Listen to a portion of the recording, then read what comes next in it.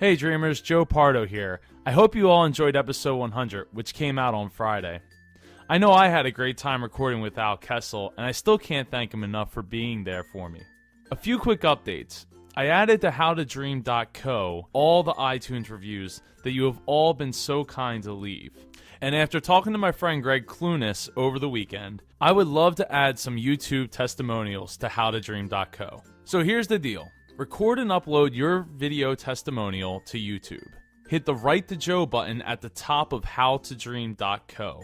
Send me the link to your video with your mailing address, and I will mail you out a copy of my dual CD limited edition Disney music mashup album, Adventuratorium. It normally sells at jpar.co for $10 plus $3 shipping. $2.50 of every CD that's sold goes to Give Kids the World, and I'm willing to donate that myself, and I'll pay the $3 shipping for every CD that I send out for a YouTube testimonial.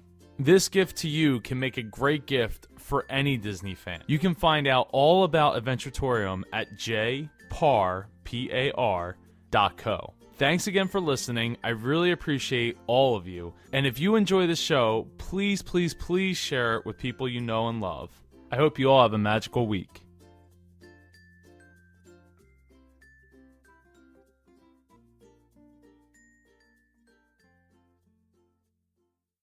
This is the Dreamers Podcast, where dreamers share their stories to inspire you.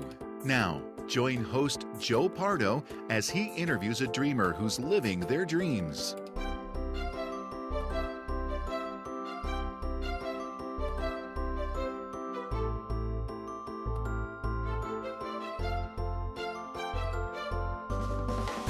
Welcome to the Dreamers Podcast. I'm your host, Joe Pardo, and today I'm interviewing Laura Cheadle, who is living her dream by being a musician. Welcome to the show, Laura. Thanks for having me. Not a problem. I'm glad you could take time out of your busy moving schedule. Absolutely.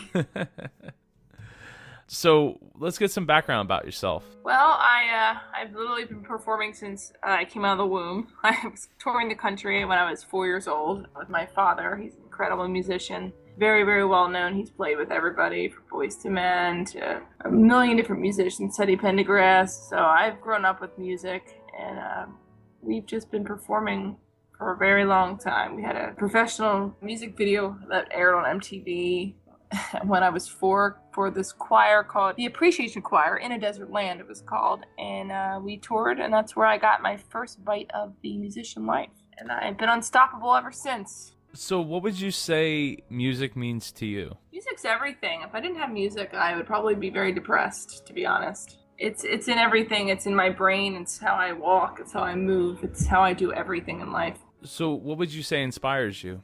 Really anything can inspire me. Love inspires me, of course, but I can look out the window right now and see a little girl talking to a homeless man and probably write a song. I'm very, very self-aware of everything around me. My brain is always thinking outside the box. So you said you started performing when you were very young.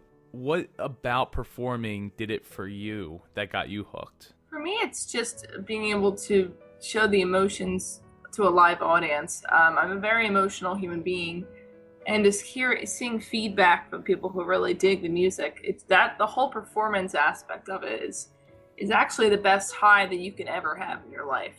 Being on stage and hearing people really, really like what you're doing. And so how did it come about for you? Well, I was lucky because my father has a professional recording studio. I have a built-in band with my father and my brothers. So everything was easy for me because we were already all musicians and already all playing. And my dad has a recording studio, so I just started recording all of my thoughts and my songs. And that's how it really got started. Professionally, it got started around 14 was when I started getting paid for it and doing my own music. So, I mean, it's pretty safe to say that it was pretty well received by your family when you decided to take it as a profession? Oh, yeah. We're really ridiculously close. And my dad's it's been his profession his whole life. So when I started writing my own music, that's when, the band really came together. What steps did you take to get started when you decided that you were going to make this a profession? Well, when I was a kid with my brothers, I had a band. We wrote together. I would say in high school, I started getting really, really popular just acoustically. I used to sell out coffee shops all over South New Jersey. I started seeing that I had this big fan base. So then my father came on board, my brother started playing with me, my other brother, and we made it Laura Cheadle Family Band. After that, we started getting slots on TV. We got on a reality show. Since then, it's just been crazy with, my family are incredible musicians. So us combined, it's become my profession because people come to see me and want to buy my music, and it's great. So what roadblocks have you hit along the way? I guess just, not wanting to conform. I don't write music for people, only for, how I feel at the time. People like to put you in a box and make you want to be something. But I've noticed as I stick to myself and, people really, really like that genuine quality. What disappointments have you hit along the way? I don't know, just everyday things, but nothing really major, because to me, it's not really a big deal. I'm a very chill person. As long as I get to perform and make a living, it's fine with me. So what tools do you use?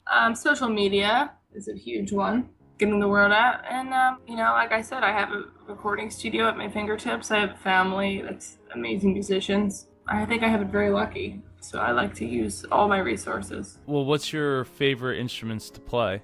The guitar is my favorite because I think that's what I'm best at, but I also play the drums, but I'd rather be up front. But I'm a singer, so singing is number one for me. So what are some of your favorite bands? I love James Taylor, Tower of Power, Aretha Franklin, Stevie Wonder, all the greats, B.B. King. I'm a very old soul, so I like all the older music. And what would you say are some of your favorite concerts that you've been to, other than your own? Definitely Tower of Power. I see them every year. James Taylor was incredible. Bonnie Raitt was incredible. I try to see everybody I can when I'm off, but usually I'm performing. But they were all amazing. So if you could be mentored by someone living or dead for an afternoon, who would it be? Living or dead? Probably James Brown. He's dead, but I would love to just sit and talk with him for hours. Could you share a favorite memory? When we opened for the Average White Band at Sellersville Theater in Sellersville, Pennsylvania, that crowd was, I think it was like a perfect matching for us. We sold hundreds of CDs, and it was just, the stage is so wild that it's incredible. So big and such a big theater. That was a great memory. So what do your dreams for the future look like? Just continuing to get my sound out there. I mean, we just won 2 Best Blues Bands awards, and I just released an all-blues album. So I think we're on the right track. People are really digging this sound that we're coming out with now. And I found myself in blues. I've always sang blues, but to really believe myself singing it, I had to be brokenhearted at least 10 times, and I have. So now I really believe myself singing it. So is singing and music the only thing that you do, or do you have like a day job? Yep, I'm all singer, 24/7. Wow, I mean, you're very fortunate to be able to make that happen.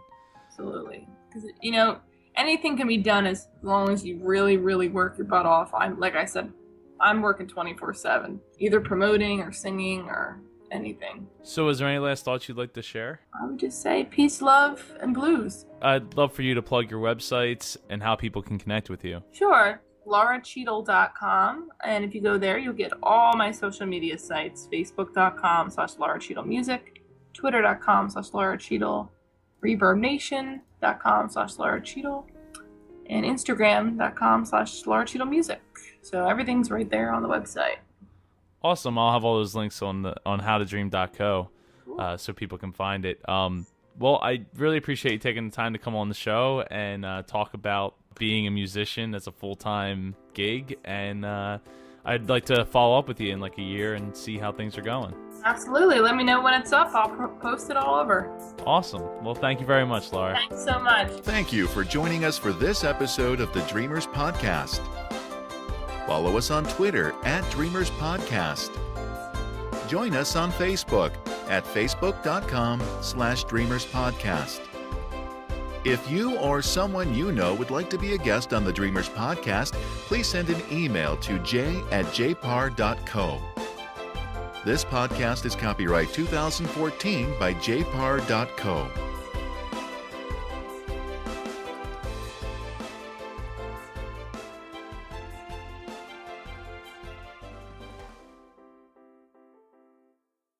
Today's background music's been provided by Tom Amin. You can check out more about Tom Amin at tomaminmusic.com.